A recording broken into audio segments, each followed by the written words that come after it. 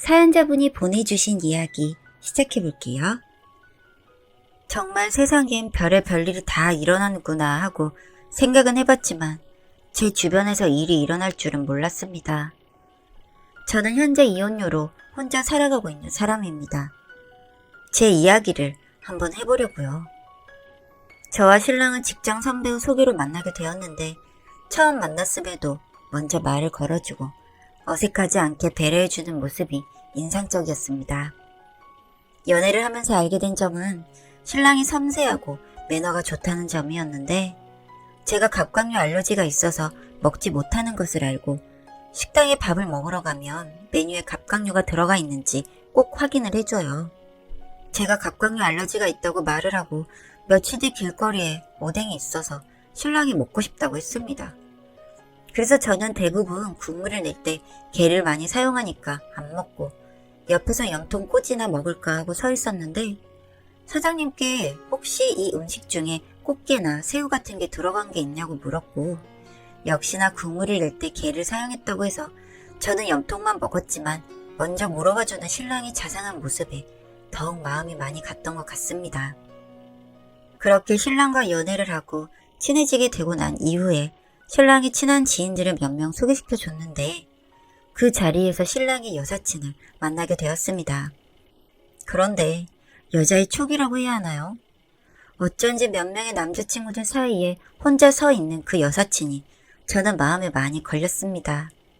신랑의 땡알 친구라고 자기를 소개하면서 친하게 지내자고 하는데 사실 여자들끼리 땡알 친구니 이런 단어 잘 쓰지 않는데 단어도 마음에 들지 않고 나중에 궁금한 게 있으면 본인에게 물어보라고 하는 그 여사친이 선을 넘는 느낌이 들어서 굉장히 불쾌했습니다.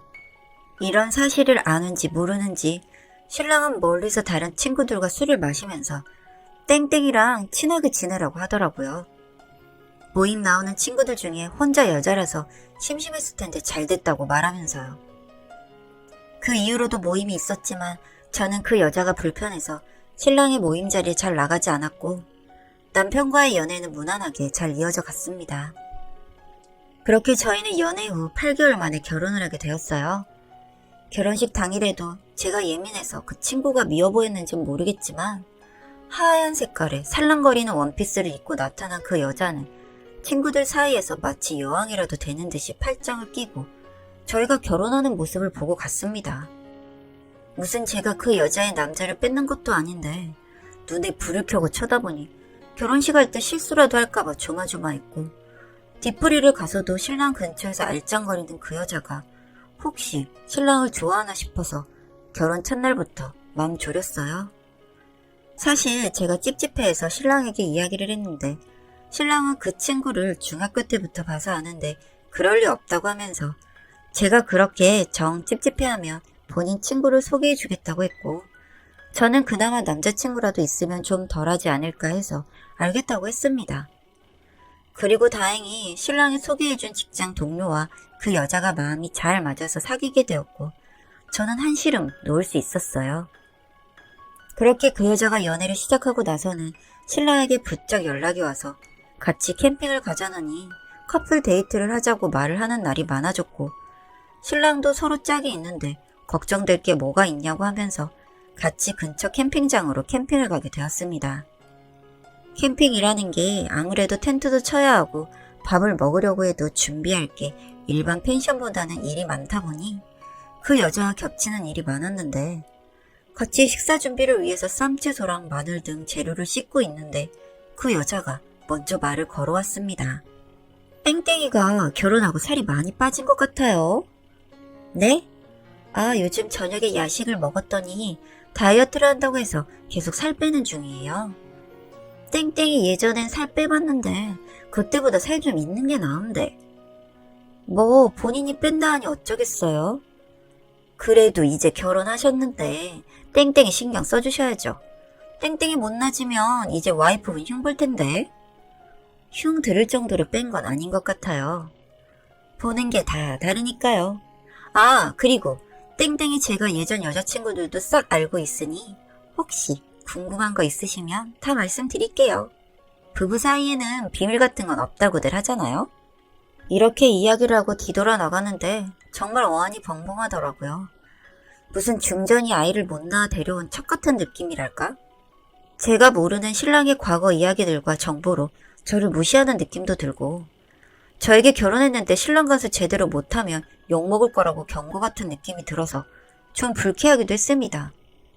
그래도 놀러를 왔으니 재미있게 놀아야지 하는 마음으로 기분 좋게 자리로 갔는데, 그 여자의 남자친구는 어디로 간 건지 신랑과 그 여자 둘이서 알콩달콩 고기를 불판에 올려서 굽고 있더군요.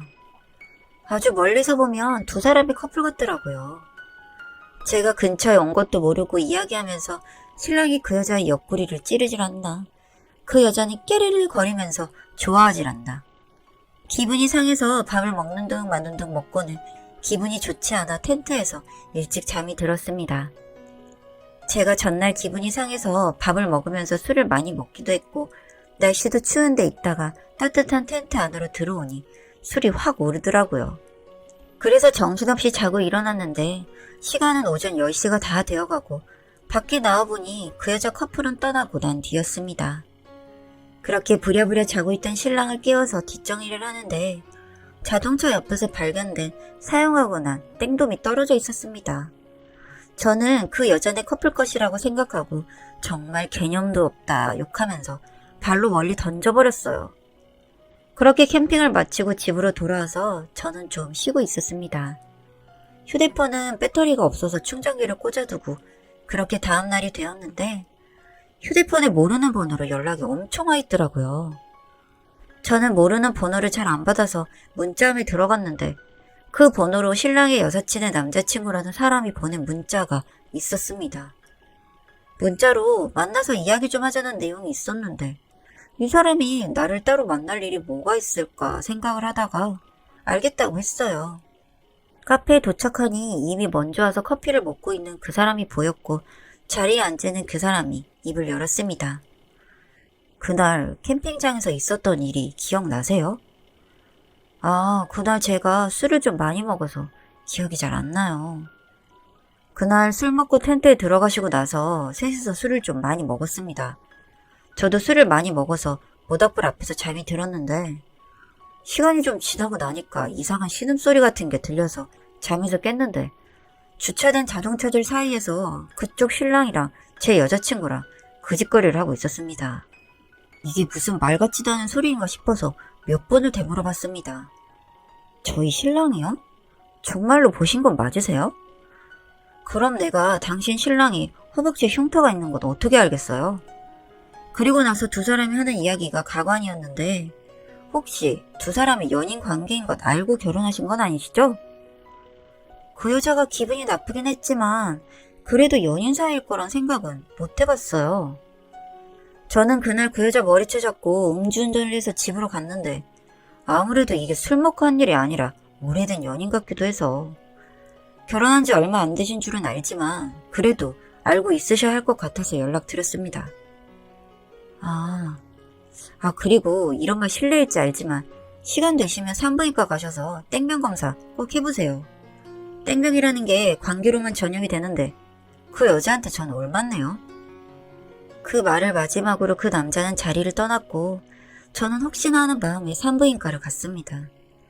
다행히 관계 시 항상 땡돔을 사용해서 그런지 저는 병에 걸리지는 않았는데 기분이 너무 더럽고 치욕스러웠습니다.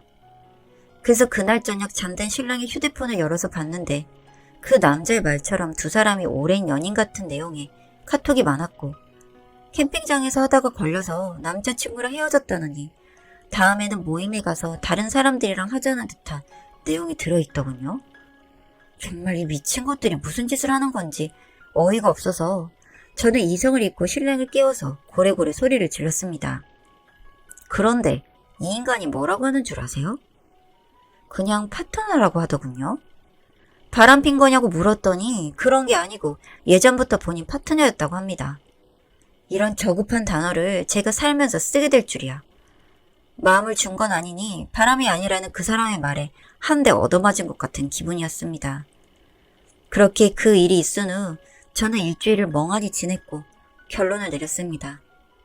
저는 도저히 이 사람과 살 수 없었기 때문에 이혼하자고 통보했습니다.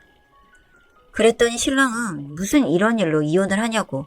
남자들은 원래 본능이 그렇다고 말하는데 처음 저와 연애할 때 세심하게 제 마음을 살펴주던 그 남자가 아닌 짐승 새끼 같다는 생각이 들더군요.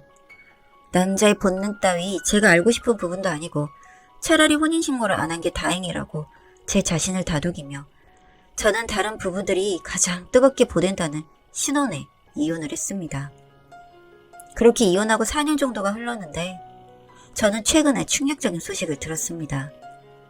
저는 그렇게 이혼하고 아주 남자의 치가 떨려서 독신주의로 지내고 있는데 보건소에서 일하는 제 친구가 연락을 해왔습니다. 보건소에서 이혼한 전 남편을 봤다고 하더군요. 그러면서 이야기를 시작하는데 놀랍게도 그 인간이 A땡에 걸렸다고 하더군요. 그 관리 대상에 전 남편의 이름이 있었다고 하는 겁니다. 그렇게 친구가 여기저기 이야기를 종합해본 결과 그 전 남편의 여사친은 정말 관계 안 해본 남자가 없을 정도로 다른 여자였고 오죽하면 무슨 커뮤니티에서도 아주 유명하던 그런 여자였다고 하더군요. 그리고 그 여자에게 그 병을 얻게 되었다고 하는 겁니다.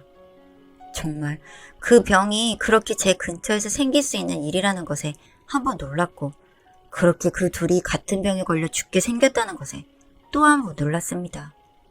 그리고 정말 그 당시 이혼을 한 것이 정말 조상님이 도왔다는 생각까지 하게 되었고요. 만약 제가 그 둘의 관계를 모르고 계속해서 결혼 생활을 유지해 왔다면 저도 어떻게 됐을지 모른다는 생각이 드니 소름이 돋네요. 갑자기 이렇게 뜬금포로 들려온 그것도 너무나도 충격적인 소식으로 듣게 되어 한번 사연 보내봅니다. 긴 글 읽어주셔서 감사합니다. 사연자분이 보내주신 이야기 시작해볼게요. 안녕하세요. 드라마의 연애 장면이 아름다운 이유는 우리가 남자와 여자 둘 다의 속사정을 너무나 잘 알고 있어서 그런 게 아닐까 싶습니다. 그렇지만 현실에서는 불가능한 이야기죠. 저 또한 그렇기 때문에 이별했습니다. 그러나 인연은 돌고 돌아 다시 제자리로 돌아왔습니다. 제 얘기를 좀 해보겠습니다. 저는 지방의 이 금융권에서 일하고 있는 30대 여자 은행원입니다. 늘 매사에 긍정적으로 생각하고 받아들이는 성격이라 주위에서 참 성격 좋다라는 얘기를 많이 듣는데 아마 그 사람도 그래서 만나게 된 것 같습니다. 그냥 정말 친한 친구 대하듯 고객에게 대하곤 했는데 그 사람이 그걸 본인에게 호감이 있다고 받아들였죠. 그러다가 저한테 데이트 신청을 했었는데 전 어리둥절했던 기억이 납니다. 그렇지만 저도 그 사람이 왠지 싫지만은 않아서 데이트에 응했고 몇 번 보는 과정에서 저도 호감이 생겨서 만남을 가져보기로 약속했습니다.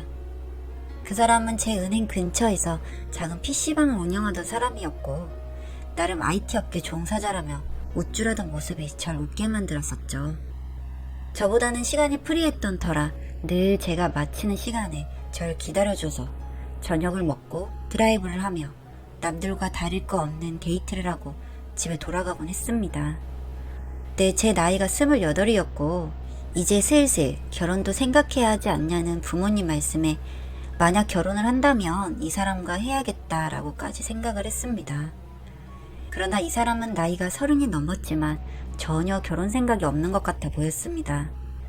제가 그런 얘기를 꺼내면 약간 불편해하고 피하려는 경향이 강해서 혹시나 비혼주의인가 싶어 많이 대화도 해보았지만 그런 것 같진 않았습니다.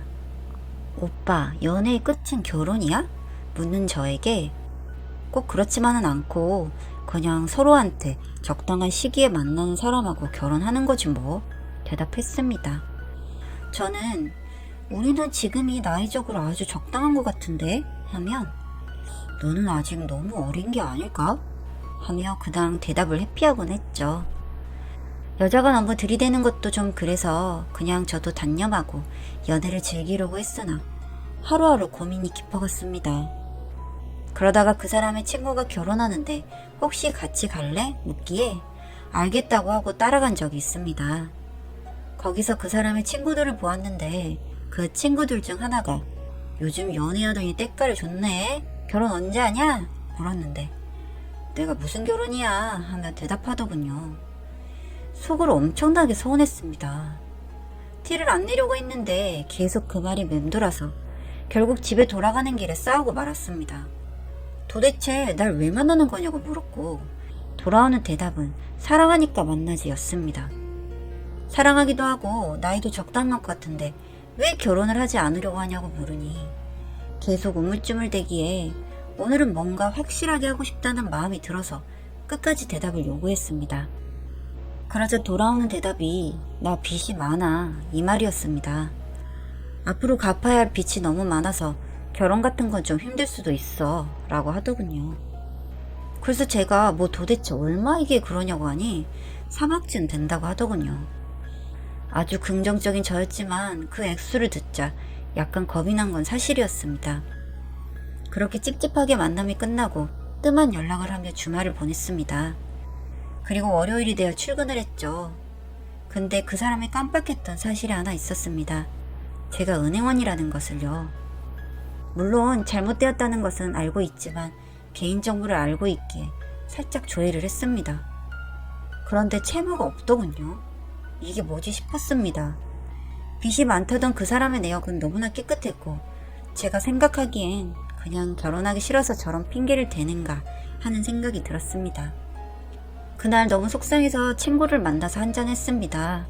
술을 몇 잔 먹으니 얘기도 해야 할 것 같고 보고 싶기도 한 마음에 친구에게 오빠 불러도 되냐고 물어보니 오, 드디어 얼굴 보여주는 거야? 하기에 그렇게 되나?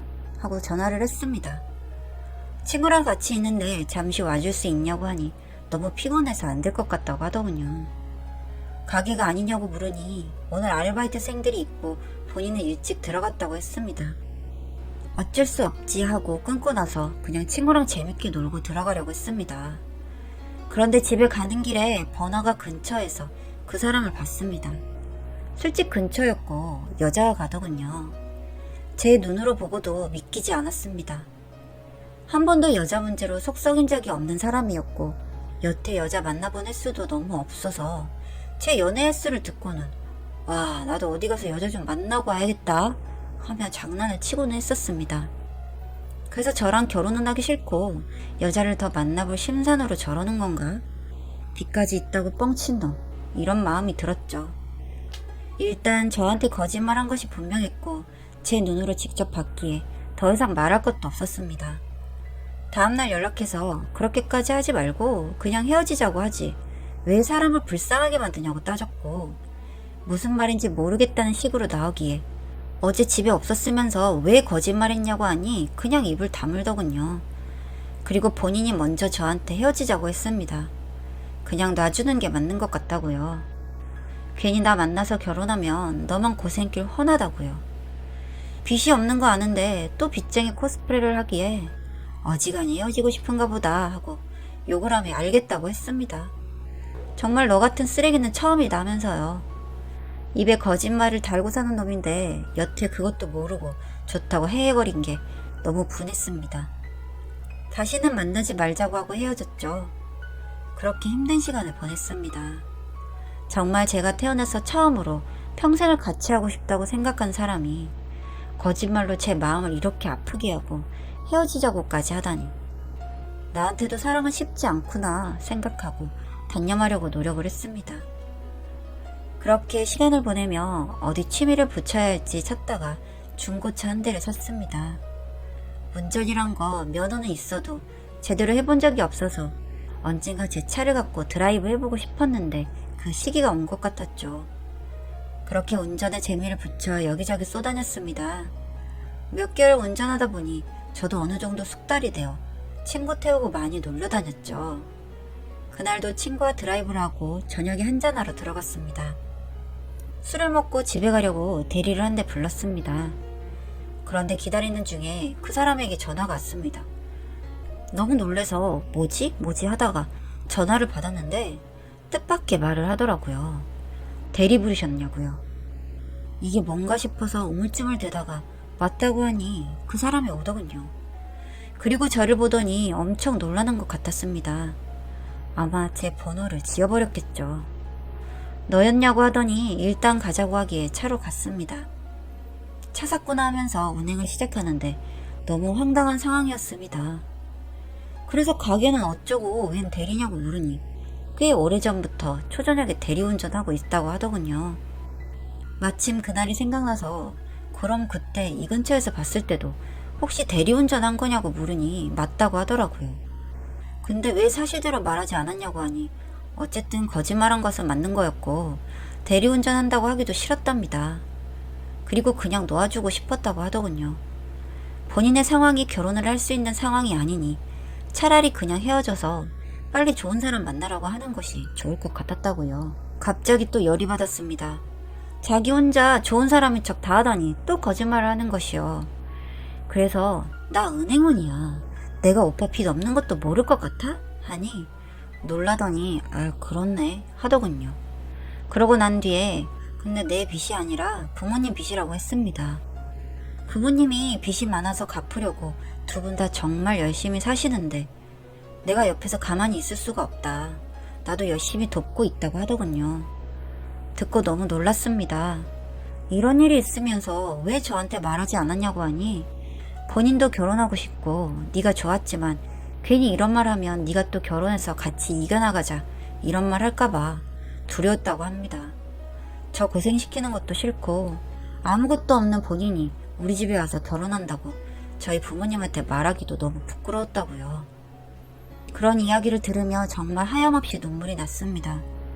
아무것도 모르면서 거짓말한다며 모진말을 해가며 이별을 했었고 그런 말을 듣고도 아무 말 없이 그냥 내 옆을 떠났던 사람. 얼마나 마음이 아팠을까 하는 생각이 들었습니다. 그래서 지금은 만나는 사람은 없냐고 하니 부모님 그렇게 되고 나서 너 만나는 것도 힘들었는데 무슨 연애냐고 하더군요. 그래서 그럼 나랑 다시 연애하자고 했습니다. 그랬더니 나 진짜 할 일이 너무 많고 몸이 2개라도 모자랄 것 같다고 하기에 같이 이겨내보자고 했습니다. 오빠 같은 사람이라면 충분히 같이 이겨낼 수 있다고 생각하고 나 그런 쪽으로 정말 잘 아니까 최대한 같이 노력해 가보자고요. 그렇게 다시 연애를 시작했습니다. 그리고 제가 알고 있는 방법들을 총동원해서 부모님 금리가 높은 빚들을 그 사람 이름으로 저금리 대출을 하여 갈아타고요. 한도 때문에 다는 그렇게 할 순 없었지만 어느 정도 하고 나니 나도 빚쟁이 돼버렸네 하면서 웃더군요. 열심히 살면 금방 다 없어질 거라고 하며 같이 이겨내 가보자고 했습니다. 그렇게 1년을 하고 나니 어느 정도 상황이 안정되었습니다. 아직 그 사람에게 빚은 남아있지만 이제 충분히 괜찮은 상황이 되었죠. 그리고 그 사람이 저에게 아직 나 빚쟁이인데 그래도 같이 살래? 하며 프로포즈를 하더군요. 정말 가진 것도 없고 이제 다시 시작해야 하는 인생이라 너희 부모님 뵈러 가는 것도 사실 너무 민망한데 네가 좋다고 하면 한번 용기 내보려고 한다고요. 저는 당연히 좋다고 했고 저희 부모님은 탐탁지 않아 하셨으나 제 고집을 꺾을 순 없었습니다. 결국 그렇게 결혼하였고 제가 모은 돈으로 작은 빌라에서 시작을 하게 되었습니다. 결혼한 지가 벌써 8개월이나 지났네요.